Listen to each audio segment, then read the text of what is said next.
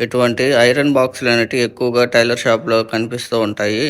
ఆటోమేటిక్‌గా అయితే ఉండవు. మామూలుగానే మనం ఆపుకుంటే ఆగిపోతాయి. మనకి పైన బాడీకనేటివి 3 స్క్రూలుంటాయి ఫిలమెంట్ తొక్కి పెట్టేదానికి.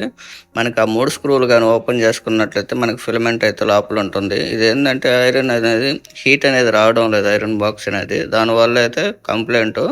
ఇప్పుడు కంటిన్యూటీ చూసి ఏ విధంగా చూసుకోవాలనేది చూద్దాం. ఇయైతే రాలిపోతూ ఉన్నాయి.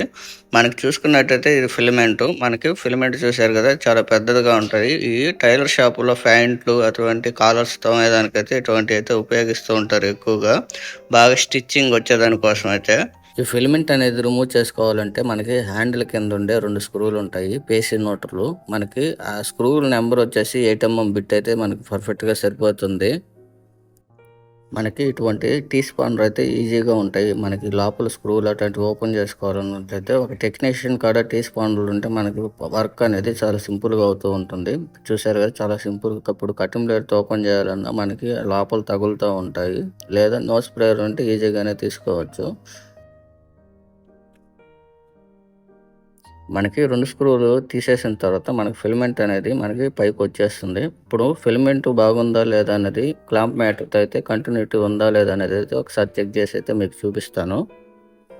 ఇప్పుడు క్లాంప్ మ్యాట్‌తో కంటిన్యూటీ టెస్ట్ అయితే చూసి మనకి కంటిన్యూటీ అయితే చూపిస్తున్నాను చూడండి. మీకు కనిపించలేదు కదా! మనకి ఇప్పుడు ఈ పక్క అయితే పెట్టి చూపిస్తా చూడండి. మనకి కంటిన్యూటీ అనేది అసలు ఏమైతే చూపియట్లేదు. అంటే ఫిలమెంట్ లోపల ఏడో ఓపెన్ అయిపోయింది. అంటే ఫిలమెంట్ అయితే ఫెయిల్ అయిపోయింది. దానికి బదులు కొత్త ఫిలమెంట్ అయితే ఏస్తున్నాము. ఇదొచ్చేసి సేమ్ అదే సైజు. కొత్త ఫిలమెంట్ అనేది మనకి ఓమ్స్ ఎంత తీసుకుంటుందనేది చూడొచ్చు మీటర్‌లో. మనకి ఇది కొత్తది కాబట్టి మనకి ఓమ్స్ అనేది కరెక్ట్‌గానే చూపిస్తుంది. ఇప్పుడైతే మనం దీన్ని ఫిట్ చేసేసుకుందాం.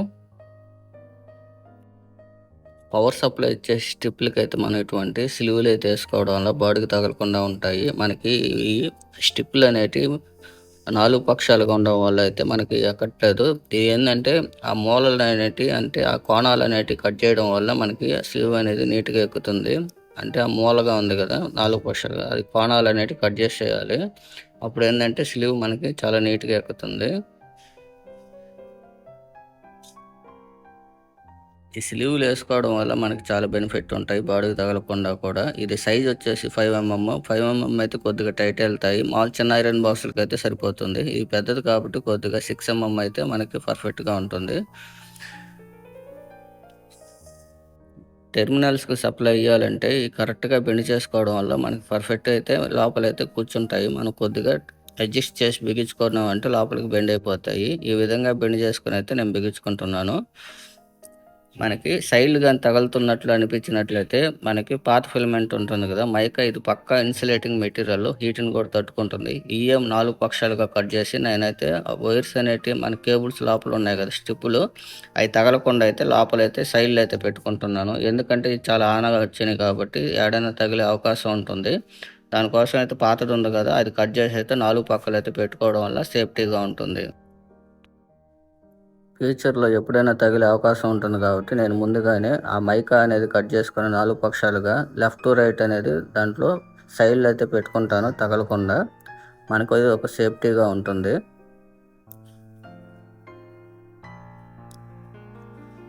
పెట్టేసుకున్నాం గదా! ఇప్పుడు ఫిలమెంట్ అనేది సీటింగ్‌లో అయితే కూర్చోబెట్టుకోవాలి.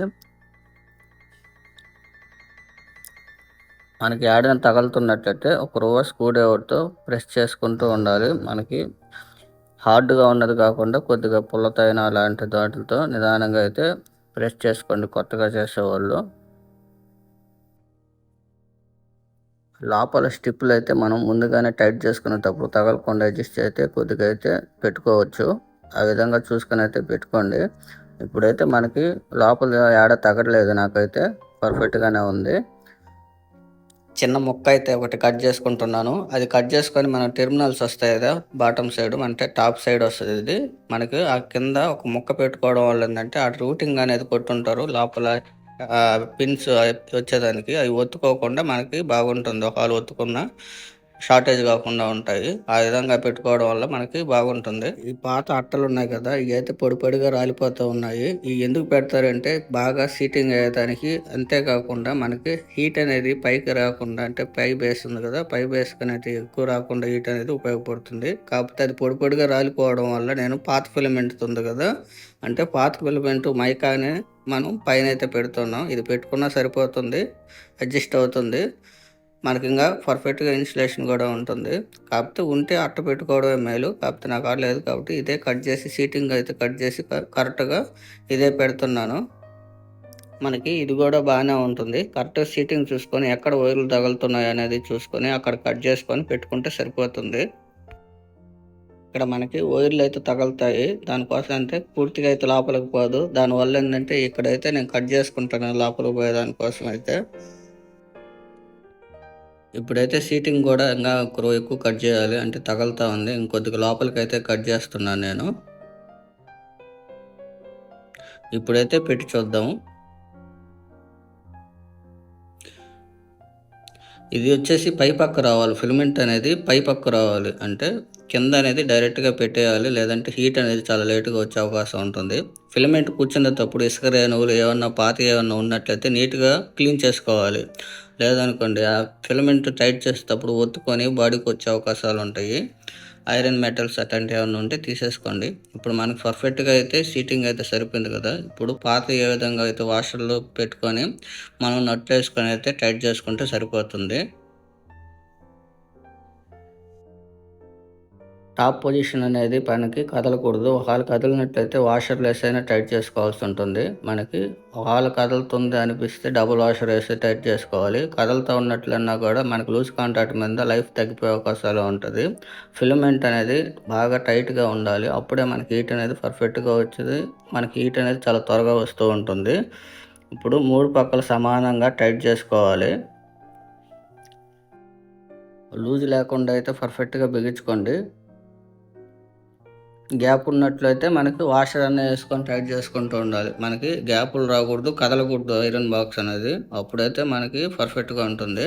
ఇప్పుడు మనం అంతా బిగించేసాం కదా, లేదా మీ దగ్గర సిరీస్ బోర్డు ఉన్నా సిరీస్లో అయినా చెక్ చేసుకోవచ్చు, లేదా నా దగ్గర క్లాంప్ మీటర్ ఉంది కాబట్టి బాడీకి ఏమైనా వస్తుందో లేదా అనేది కంటిన్యూటీ టెస్ట్ కానీ, లేదా సిరీస్లో కానీ, లేదా టెస్టింగ్ ల్యాంప్స్ అనేటివి ఉంటాయి మన సెల్స్లో వేసుకునేది, వాటితోనే చెక్ చేసుకోవచ్చు. లేదా టెస్టర్ పెట్టి చూసుకోవడం వల్ల ఏంటంటే కొన్ని ఇండక్షన్ సప్లై కూడా చూపిస్తాయి, అవి నమ్మేదానికి లేదు. ఇప్పుడు కంటిన్యూటీ అయితే మనకి బాడీకి అయితే రావట్లేదు, మీరు సిరీస్లో అయినా చెక్ చేసుకోవచ్చు.